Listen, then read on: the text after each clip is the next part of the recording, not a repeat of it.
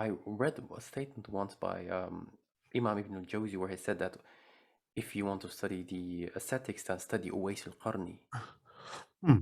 And this was an individual who lived during the time of the Prophet Muhammad sallallahu alaihi wasallam, but didn't see Yes, him. this is correct. And And so he yeah, wound up being around the ashab. And so because he was around the ashab, he is a tabi'i. Allah subhanallah. But this man had immense taqwa and righteousness, and discharged his obligations to Allah, and then even did more than he was required to do. He even did more. And that is the secret to his success. Subhanallah. He did more than he was asked to do. People do the minimum of what they've been told to do and then brag about having done the minimum. That's not the amazing thing. It's going be above and beyond what you had to do, right? You never come to me and say, oh, Brother Abu Ja'far, I've never committed murder. You're not supposed to commit murder. You don't get reward for abstaining from the things you're expected to abstain from. Oh, yes, Brother Abu Ja'far, I've never, physically assaulted my parents. That's not something that sets you apart from everyone else. You're not supposed to physically assault your parents. That's something that's a command. It's when you go above and beyond. It's when you do more than what's required of you. When you do things where certain ayat and ahadith aren't addressing you, but you do them anyway for the glory and the reward, and just in case if they ever come into effect on you, I'll be used to them. I'll just do them anyway. I'll just do them anyway. So if a day ever comes where they come into effect, I'll be ready. I'll just do them anyway.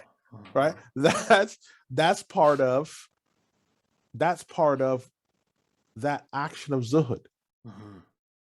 It's part of that. It comes with khidmah to people, putting them first. So sometimes someone might need to get put first. And this goes with things so simply as feeding the children before you eat. You eat, everyone's food is dished out first, then you eat. That's part of the khidmah. Those are acts of zuhud and ihsan and tasawwuf. It's serving others. That's something. If someone said, so many things are difficult for me to do, my life is so busy, I work 16 hours a day. Okay, well, there's some small things you can do and still get the reward of your zuhud. One of them is serve people first before you. Pour everybody's water first, set out the table, set out the dishes, dish everybody's food out first. Then when everybody else has had their food dished out, you dish yours out. If somebody finishes before you and says, could I have seconds? You get up and you dish it without complaint. You dish their food. Even if your food goes cold, that's an act of zuhud. Because you're serving others. You're serving others. Another example of an act of zuhud, something so simple, I can't do it every week. I can't do it every month. Okay. How about once every 3 months? Once every 3 months, you head down to your local homeless shelter or whatever else and just say, I'd like to clean up. Local soup kitchen. I want to do some cleaning. Or I want to dish out some food. And you'll hear all types of things. The main thing is you just say, I'm here to be purified and to watch Allah's creation. If people abuse you, you take it. If people are in a bad mood, you absorb it. If people come to you angry, you leave them happy. Your whole job is that Allah, through that act, purifies you, and that you observe Allah's creation. You take some benefit from it. Because there's wisdoms to be had. You can take wisdom, even if you see like someone that's homeless, you can take wisdoms from that.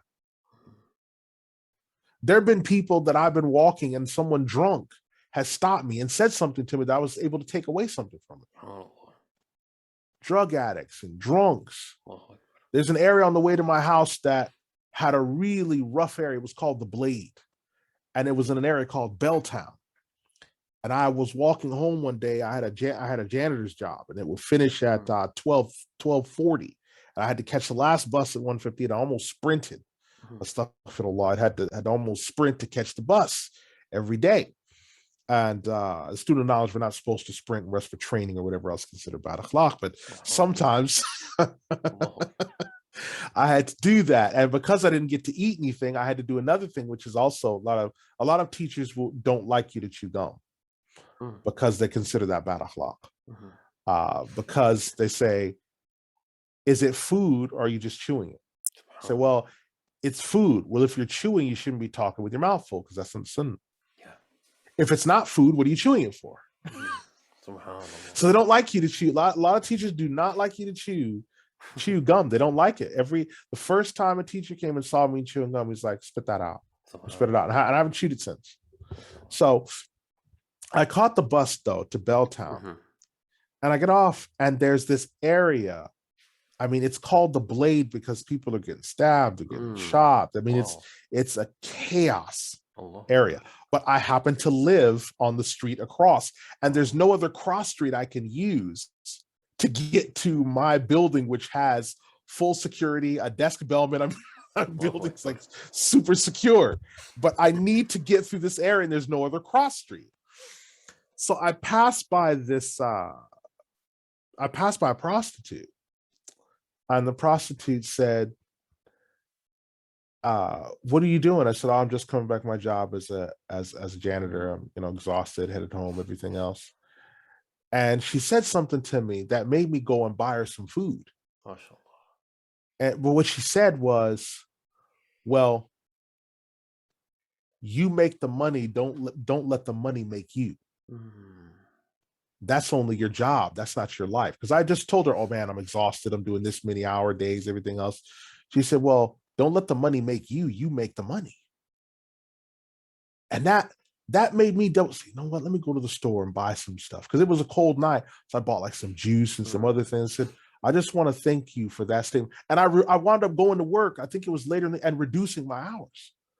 Because I remembered what she said. I make the money. The money doesn't make me. And this is not a Muslim lady? No, it's a prostitute. It was a prostitute, Akhi. It was a prostitute. And I never forgot that advice, that you don't let yourself be so consumed with your work that the bigger things in life that you forget. And I took that from a prostitute. That's the goal that we try to push towards as people of zuhud and ihsan, or tasawwuf, for what we want to call it, is that wisdom can be seen in Allah's creation. It can be seen. It's sometimes the packaging is what might repulse you, but the wisdom is still there. The wisdom is still there. Don't let the packaging repulse you. Like there's certain foods that come in certain packages that don't look very appetizing. We still buy it anyway. Like if you look at the containers that butter comes in, that doesn't look very inviting. Because the shape of it doesn't look really inviting. It's either in the form of a brick where it's square. You're thinking, who eats this? But we do, because it's butter. Or it comes in an ovular container. You're thinking, that doesn't look very good. But it's not the container, it's the content. So from everyone, from the prostitute to the homeless guy, to the drunk guy, to the guy who lost everything and is now trying to rebuild, I've been given wisdom from countless different types of people that I never dreamed. And so as a nature, I'll just stop. If someone calls me in a certain way, or they say something, hey, or don't forget this or whatever else, I'll take that away. And that's part of what it was. That's why Shaykh Al-Jilani, rahimahullah, and others picked up people that were sinful Muslims laying in the gutter in their own vomit, picked them up and looked at, because there's something to be gained there. There's wisdom to be gained. And so many people that might attach themselves to a tariq then become very exclusionary. And exclusive. And they forget the whole purpose behind that was not to become exclusive. It was to become more inclusive. But that's lost. And it's not just in the case of Shaykh Abdul Qadir Jilani. I feel the same way about people who claim Abu Median. I have reservations about them. Or people that claim Abu Hasan Al-Shadhili. I feel the same way about them too, because they're not, are they living up to that standard? Mm-hmm. And then you have to start asking, is it the murids of the sheikh? Because only a bad workman blames his tools. Allah. So then you start hearing, okay, well, there's bad students, but the bad students have to have a bad teacher. Yes. So then you have to follow the thing. You have to go back up the ladder. Wow. And when you go up the ladder, you see, yeah, it is this. It's like seeing your foundation or a portion of your house or your walling is rotten. Like you see, like maybe there's been a heavy rainstorm and the water seeped in through the roof and it ran down inside of the wall of your house. So you have to rip that plaster off. That part of the wall's been damaged. Some of these turuq is like that. If it's not the whole foundation, it's like a wall. Okay, this wall needs to be torn down. These people need to be removed from the wall of the Tariq or what have you. And it doesn't matter who it is. It's just because it's the same malady, no matter where you look. Those rings are out of alignment. And as long as they stay like that, they can't be reattached or brought in tandem or be in congruence with one another until whatever's causing that disruption stops. And Sheikh, the first 3 generations, obviously, and Imam Abdul Qadir al-Jilani is implementing this. They would, even if we today would look down upon it, they would help prostitutes, the poor, the drunk. So this is actually what we can say. This is the sunnah to aid these are sunnah things to aid people. Aiding someone has nothing to do with agreeing with what they do. Yes. Those are completely 2 different things. Look at the hadith in the Sahih of Imam Bukhari. And so many people in English try to misread this hadith, but the hadith stands in its full relief, whether it's Fath al-Bari by Ibn Rajab or the one by Ibn Hajar. And it's the one about the prostitute from the children of Israel who saw a dog lapping up sand to try to cool itself. And she took off one of her sandals, poured water in it, and gave it to the dog to drink. And Allah forgave her and entered into paradise. That prostitute from the children of Israel was a Muslim. That prostitute was a Muslim. But when that hadith gets translated in English, people, all types of gymnastics is done. But there are Muslims that can be sinful. Yes. And there are Muslims that can commit zina, because Abu Dhar al-Ghifari said, can a believer do this? Can a believer? Rasulullah said yes. And then he said at one point, can a believer commit zina? And he said yes. He said, can a believer commit zina? He said yes. And the third time he said, Rasulullah said yes, even though Abu Dhar doesn't like it. Allahu Akbar. Subhanallah. This is Sahih Imam Bukhari. And there's another hadith. In the Jami' al-Saghir Imam al-Suyuti rahimahullah, in which the Rasulullah is speaking about Abu Dhar Ghifari. He said, he is the exile of my ummah. He will live alone, die alone, and be resurrected alone. Meaning that he's set apart from everyone else. And so Abu Dhar al-Ghifari, he had such a strong level of zuhud that he wound up being isolated. Like there's another incident that's mentioned by Al-Alqami, rahimahullah, the commentator, where Abu Dhar al-Ghifari, he's in Sham, and he gets into a dispute with Muawiyah about the distribution of things. He said, these are way too many dinars, way too many dirham. And Muawiyah radiallahu anhu, he said, this is because of the people of the book, it's come from them. He says, yes, but it's still too much. So complaints start getting raised because he's being so abstentious, but it's like, this money has to be distributed. It has to be resolved. It has to go into the Bayt al-Mal and things. So Uthman sends a letter for Abu Dhar al-Ghifari to come back to Al-Madinah, come back. So when he arrives, there's a house set aside for him. He says, listen, you need to stay here because people are complaining about you and you're causing a ruckus with other people, because his zuhud was there, because there's different levels of zuhud. There's different levels of zuhud. So a lot of the Sahaba did not know he had died until his wife and someone came down from the isolated area he lived in and told them that he died, because he was a very special individual. He was Tariq. He was an exile of the Ummah, set apart. So yes, these people, it's our job to look after these people. Or the man in the time of the Rasulullah who used to drink and he would get flogged, and then sometimes he would return back to it. He had to get flogged again. And one Sahabi cursed him, and the Messenger of Allah said, "Don't do that. He does love Allah and His Messenger." Because people have struggles with alcohol, they have struggles with drugs, right? But we sometimes forget that these people are there. Well, they don't go away because you live in a nice built-up area. Those people, they don't go away. The convert lady to Islam that's 57 years old and wants to get married, she doesn't go away. She's still there. The Muslim brother who converted to Islam and his family put him out, he doesn't go away. He's still there. The Muslim brother that was isolated from Islam and comes back, but his family's secularist. So now they start putting him under pressure.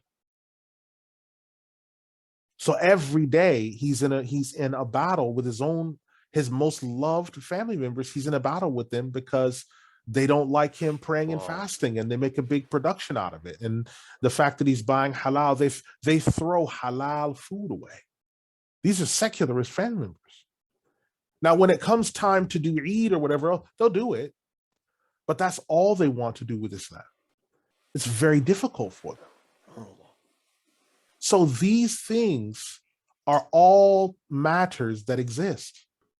Then you have the kafir. You have the kafir lady who she got pregnant at 12 or 13, and she has her stroller and she doesn't know what to do and all these other things. She still needs to eat. What if we had a program to feed these people? What if we had a program? Listen, I know you want to finish school and do everything else. Your kids can come and play here, and you don't have to worry. They're not going to get molested. Nothing's going to happen to them. We'll have them color, do some activities. We'll even teach them the alphabet and some other good stuff. Well, how much is it going to cost? Nothing. You just know that your child has a place to play. He's going to get, I know that you don't have a lot of food at home. Just know that he's going to eat. And if the children are older, they'll have somewhere to go where, okay, well, like, for example, if the children know that there's somewhere after school they can go because maybe their parents are alcoholics, I can just go here and just rest for a few hours, right? You can do your homework. You can maybe play a little bit of snooker, like have some just decent games there, nothing crazy, just maybe snooker, whatever else. Have a meal that gets served. Maybe you serve meals 3 times a day, right? These are all things we can do, right? So then it's just somewhere they can go in the morning, serve breakfast in the morning. You know how many kids don't have breakfast because they don't have enough food in their house or whatever else? So if you just leave the door open in the morning, breakfast, please come in. Maybe you see, excuse me, would you like to have a quick breakfast for you? Oh, I can't. I'm on the way to school. You want me to pack one for you? So now you've got like little pack breakfasts. You can put something in there, like maybe a egg salad sandwich. So there's their protein. They've got the bread, that's their carb, and maybe like an apple, and maybe like a little juice or something like that in there as well. That's their that might be the only breakfast he gets, but it's just something just to coat their stomach. It's not going to make them full, but just keep them going.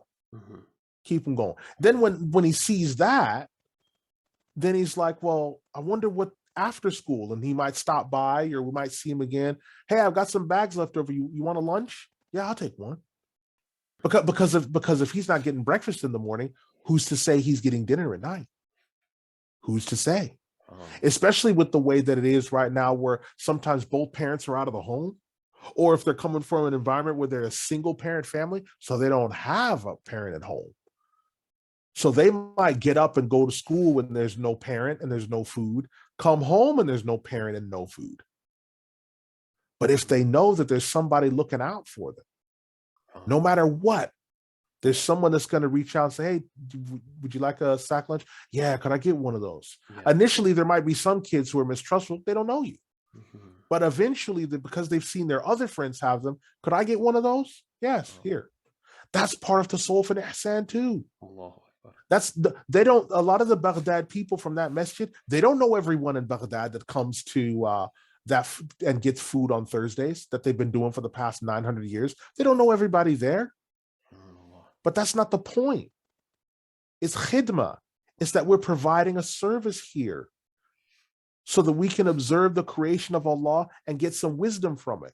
You're actually doing us a favor by coming and eating food. It's not us.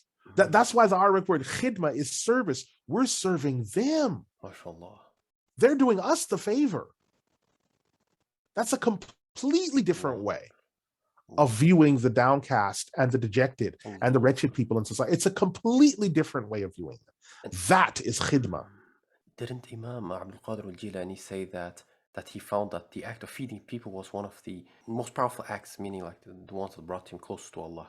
Yes, because to feed someone that was in that condition where they had nothing, right? People often after a meal, they might open up as well and talk more about their state and say, well, I used to have a job, but then I had this problem and I became homeless and, oh man, it killed me and I don't know what to do. So now you get a better picture of them, right? And you have a friendship as well. You have a connection. And it's the same thing with the younger children, because as I said, no breakfast, right? Maybe no dinner. Even if they know that there's some place that's going to be open, let's say they get home and their parents are fighting, they're in a drunken row. They're like, man, I don't want to be here right now. I don't want to hear all this fighting. But they know, wait a minute, it's 2 a.m. There's somewhere open. There's somewhere open. Listen, I'm really exhausted, man. I've got school in the morning, but my parents have been fighting all night. I don't know where I'm going to go. And I don't know listen, you can stay here. We got some blankets and a pillow on a couch over there. If we need to, we can set up a cot. You hungry? Yeah, I didn't eat. They drank the grocery money. They did this, they did that, they did this. All right, well, don't worry. Listen, is your homework done? Well, no, okay, listen, I'll help you in the morning. We'll have breakfast and we'll sit down in the morning. And you have a nice little schedule as well. Like you're from maybe 6 to 6, the kitchen's open or whatever else. And if they need to, maybe you have a sack lunch or something like that for them. You have something, but it has to be from people who really want to serve. You can't do it if you don't want to serve. Because if you don't want to serve, the people that come, they can see that you don't want to serve. Wow. They can see it. Because those people know he doesn't want to be here. He really doesn't want to do this. I'm not coming in. People can see it on your face. They can see it in your actions. They can tell. Kind of with the restaurants, right? Because that's not really the purpose of khidmah, is it, a restaurant? Yes. Well, a restaurant provides what a restaurant does. A restaurant's different to khidmah. A restaurant is a service. Right. So you're either getting a good or a service, right? Yeah. So that's a transaction. Service is rendered or goods levied. The service might be, I want to sit in this restaurant and cater. We're going to have a business meeting. And we need to use your restaurant for our business meeting and we're having full catering. That's a service, right? A good could be, I want to go somewhere and eat dinner. I don't feel like having the same thing tonight.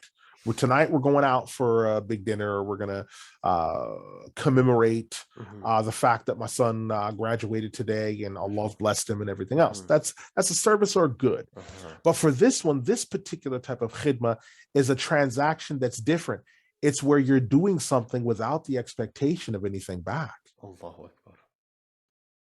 You see, the other transaction regarding a service render or good levied will be in regards to either money or some other service exchanging hands. Indeed, yes. But for khidmah, you're not expecting anything back. SubhanAllah. You're doing it solely without expecting anything back. You're not looking for anything back. You're doing the action for its sake. And that's different. And Sheikh, how about our mothers, that they feed us and the children? Well, yes, the mothers that feed the children or their husbands or what have you, they can get the reward for khidmah if they make the intention, if they do the adhkar, if they remind people for the dua before and after eating. Bismillah wa ala barakatillah upon eating, or another dua after consuming food. Alhamdulillah alladhi at'amana wa saqana wa ja'alana min al-muslimin. Reminding people of these duas. They're all good. These duas are very good. Right? It reminds people the act of washing the hands or cleaning the hands after the food, and these type of, or before the food, and all these types, they're all sunnah. They're all reminders of good things. And you get the reward for khidmah. When the mother dishes out the food for the family and everything else, and make sure that, okay, I'm dishing out for everyone else, and then I'll dish mine out last. That is khidmah. And you get the reward for that, because the reward rests with Allah. So if they say they want seconds and you haven't taken a first bite of your food, because people get hungry, man. They might gobble up their portion first. And they say, can I have seconds? You say, listen, yes. And you go get them the seconds, because you still want to get that reward of that continued reward of khidmah. Subhanallah. That's what that is khidmah. Allah. And do we view this the same way when you have guests?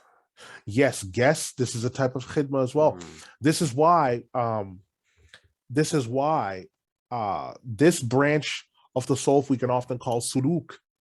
And that's why I did that book on the ahadith al-diyafa, the ahadith on hospitality by Abu Bakr ibn Dawood, rahimahullah. Because all of those examples are what we would call Sufi things. MashaAllah.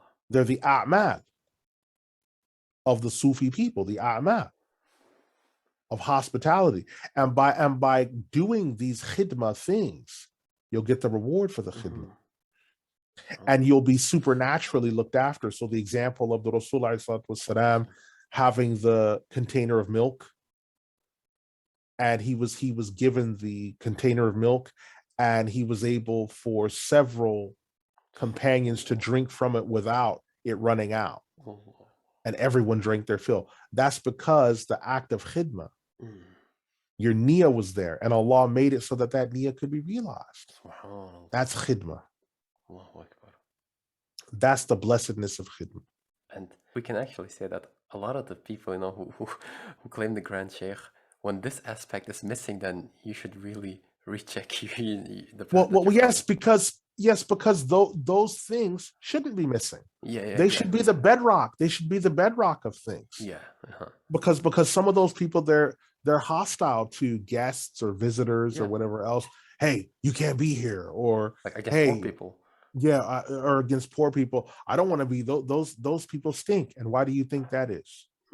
Well, because they haven't showered. And why do you think that is? You think there's a human being on earth that enjoys not smelling good? I've not met a human being like that yet. They know the condition that they're in, unless they have a severe ailment or they're deep in the throes of drug addiction. But when they're not like that, they know that they have a smell. You don't think that they want to get showered and cleaned up and look their best? They do.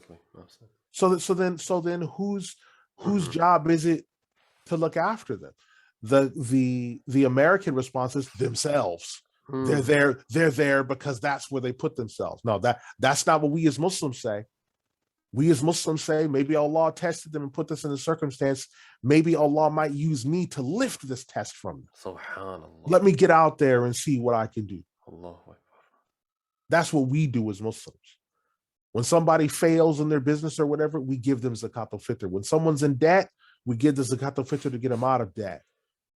That's what we do. That's the 8 people category. Now, the American way is to say, well, he shouldn't have done that. That's going to teach him now to be more resilient for the future. Yes. No, it's not. Yeah. It's not going to teach them to be more resilient for the future. It's going to teach him that I need to eat, and I might need to rob this man in order to eat. That's what it's going to teach them. People fail at business, or they fail in credit, or they fail for all types of reasons. And it's not always just because they're lazy and didn't want to pull themselves up by the bootstrap. Sometimes it's just a series of events that happen and people need help. But some people, they don't know how to ask for help because they feel so ashamed that they're in that situation. Or they don't know how to ask for help because when they've asked help from before in the past, they had it rubbed in their faces, the fact that they asked for help. So they don't approach you. And their situation gets worse and worse and worse. So eventually it becomes the case that you have to ask them, do you need help? Because they're not going to ask, some of these people aren't going to ask you because they don't want it thrown back in their face that they asked for help. So now you have to go to them. Hey, I saw you out here. Would you like a sandwich? Are you hungry? You have to look after these types of things. I noticed you got nowhere to stay, but listen, we've got an open house at a building we're at, and you can get 3 meals and have a cot to sleep at. It's not perfect, but hey, it's a blanket with a pillow. I'll be there. I'll be there. Okay. So a lot of people, they still want to preserve their honor even if they're suffering hardship. That's why we should go to them ourselves. And that's why we look after, in the Quran it's mentioned, as-sa'ili wal mahrum. Look after the one who asks and the one who doesn't and restrains himself. That's the mahrum. He's not going to tell you. The sa'il, he'll say, listen, I'm on hard times. I got problems. I need help. I need you to help me, man. It's really bad. If I don't get help, I'm going to be in a world of hurt. That's the sa'il, the asker. The mahrum, he won't tell you. He'll be in dire straits. The mahrum won't say anything. Either out of the fact that he feels shame or out of the fact that the mahrum is, I don't want it thrown in my face, or the mahrum thinks, what if I get the help and then he thinks that now I owe him something and he lords it over me. He doesn't want that either. So he just suffers. And if I just about the word sa'il is in Arabic, the one who asks, but what's the meaning of mahrum in Arabic? Mahrum is the one who's forbidden, meaning he's forbidden himself. Okay. He forbade himself. Subhanallah. He stopped himself from asking. No, I'm not asking. Now, the answer for both of those people is either zakat al-fitr or sadaqah itself. Right. But they have different conditions. To mahrum, you got to go to look for him. The sa'il will come and find you. Because he knows that person, I think he can. Because the sa'il is like, who can help me? That's what the sa'il is. Who can help me? He can. Okay, I'll ask him. Can you please help? That's the sa'il. The mahrum, he's like, all right, I don't know what my situation is. I'm not going to go out asking for help because that's just going to make it even worse. All right, there's got to be a way. There's got to be a way to sort it. There's got to be a way. There's got to be a way. And the mahrum either suffers greater degradation or greater trials, or sometimes the mahrum, he won't ask. He doesn't become the sa'il. He becomes the akhidh. He becomes the taker. And that's where you get your carjackings, robberies, bank robberies. That's where because they have one of two choices. They either stay like that or they become the akhidh. I'm not going to beg anybody. I'm taking it. And that's how bank robberies happen. That's how, I was attacked once for money. I was in a car. We got carjacked. Those types of things happen because the guy that did that was probably mahrum for a period of time, and no one looked for him. No one tried to find about. So he thought, well, the best way I can do it is to fix it myself. I'm not going to beg anybody. I'll just do it. How many people that sell drugs are mahrum? And just said, I'll figure it out myself. Because they gave up because they thought no one cares about me. And you'll find a lot of those people in jail that got arrested. How many mahrum people are locked up in jail? And then when you find out, because I did chaplaincy work, and I said, yeah, I didn't think anybody cared about me. Allah. And so I did my best in life when I was in jail. And it's just devastating, the stories here. No one came and saw me. Really no one visited me. So what would happen is we didn't even know some of these prisoners. We would go, because some prisons have a more lax visiting process, and we would go and visit people. We don't even know these guy committed murder. We're going to visit him. We're like in the day room, and we're like talking to like a convicted murderer, just visiting him. Oh, interesting. Because who does he have? Yeah, you're the first people I've seen in blank many years. First people I've ever seen, man. I didn't think anybody cared about me. No, we're here, man. We're having, we had lunch with him. We made him laugh a couple of times. Just to listen, man. What you did is what you did, but that doesn't mean that that's it for you now. No, you're still alive. You're still alive. So we have to, there's people that did robberies. When I went to London, I went to a prison to do chaplaincy work in London. There were 270 people for Jum'ah. Wow. All these Muslims locked up. Some of them committed murder, some of them robbery. One of them robbed the post office. I thought, subhanallah, you robbed the post office? Well, I had to, I mean, the bills were stacking up. And you hear the language of the mahrum, the bills were stacking up. This was happening, that was happening. And I just thought that no one was going to help me. So I had to figure it out for myself. I thought, subhanallah, man, how did this happen? And so you find these different categories of people. And all these categories of people, they all have their ruling. But it's for us, in the case of the mahrum, to look at, to go and find them. Because you find the mahrum before he becomes the akhidh. Because when he becomes the akhidh, he's not going to be in any conversant way. He's going to take from the creation what he's going to take the rizq. I'm done looking for it. Wow. I'm done asking for it. I'm going to take the rizq. And Sheikh, according to the Shara, or where the Shara is present, if such a person is caught, then if he was in a state of darura, then capital punishment is not applied, is it then? Alhamdulillah, salatu wassalamu ala rasulillah. So in terms of the Shara, the revealed law, if the marhum happens to become the akhidh and commit some of these more grievous offenses, in a circumstance like this, his condition is looked at. And if he did something, for example, stealing food or stealing water, well, then this is obviously not a theft of convenience, and it is based on something that's occurred, in which, in that case, the hudud would not be implemented upon him. Now, on the topic of the hudud and jinayat, these are principles within the law. Jinayat can be forgiven by the particular party because this involves infractions of man on man. But the hudud of Allah subhanahu wa ta'ala cannot be forgiven because they're huquq between Allah and his creation. Their rights between Allah and his creation. It's only the case that they cannot be implemented because of extenuating circumstances. For example, if someone lived in a very cold climate such as Yakutia or Yakutsk, and sometimes it's 70 below zero, and someone stole a jacket. The marhum became the akhidh and stole a jacket. We would not be in a situation to implement the had upon him because the reason why he stole and the principles behind that were not satisfied to the degree in which we could punish this person. So this is why the methodology of the ta'if or the tariq or the tariqah is one of looking after these people. So let me be very forthright and frank about this.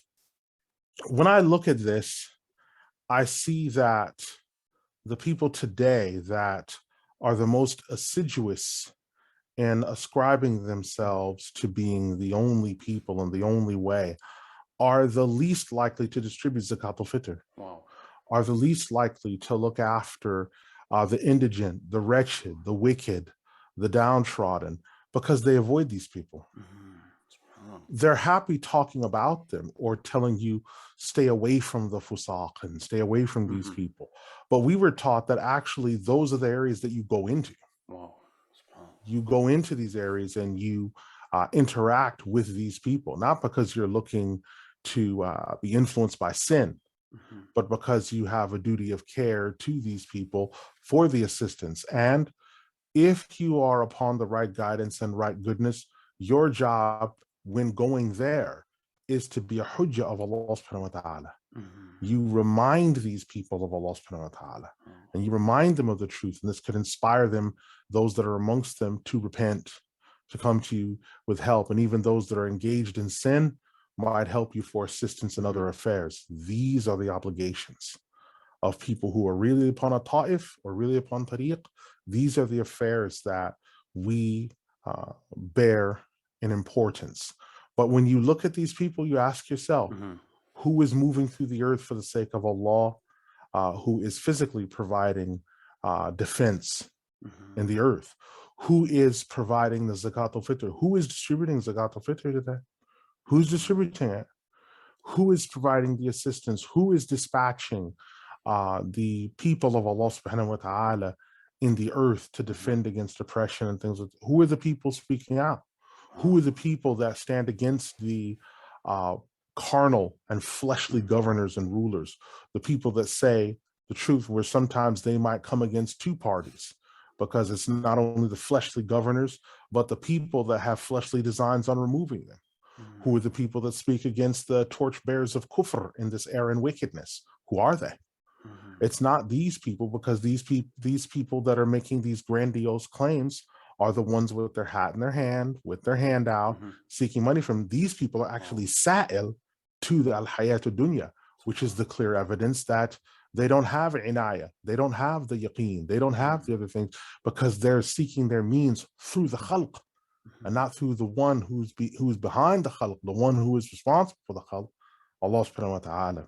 Which is another reason why most of these organizations and groups are in condemnation, and many people found it hard to digest the ruling of the Imam Abdul Qadir al-Badran al-Dumi rahimahullah regarding the turuq, but it stands. And his is not the only one, because his was the last.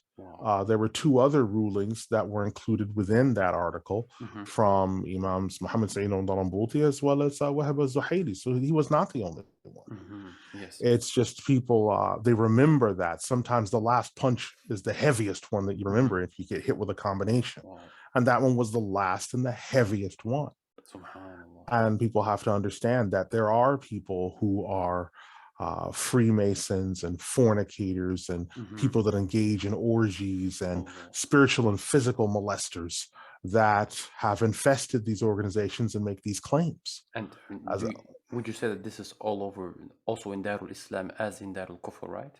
Yes, this is in Darul Islam as well as Darul Kufr, because these organizations are not providing the succour and the safety that believers would normally be exposed to in the recent past. It is instead among gatherings of believers that do this. It's not these organizations, but these same people will ask you when they see you doing things for Allah subhanahu wa ta'ala or for what's been given, well, what do you say about this? What do you say about that? They're experts in debate and fighting. But when it comes to the tatbiq, they're not experts in that. They're not experts in tatbiq. They're only experts in the things that divide people and not the things that unify people. And that is why they're in the condition that they're in. And they have nothing coming to them but destruction in the real bigger, and in the much larger scheme of things. Allahu Akbar. Subhanallah. Jazakallah khairan.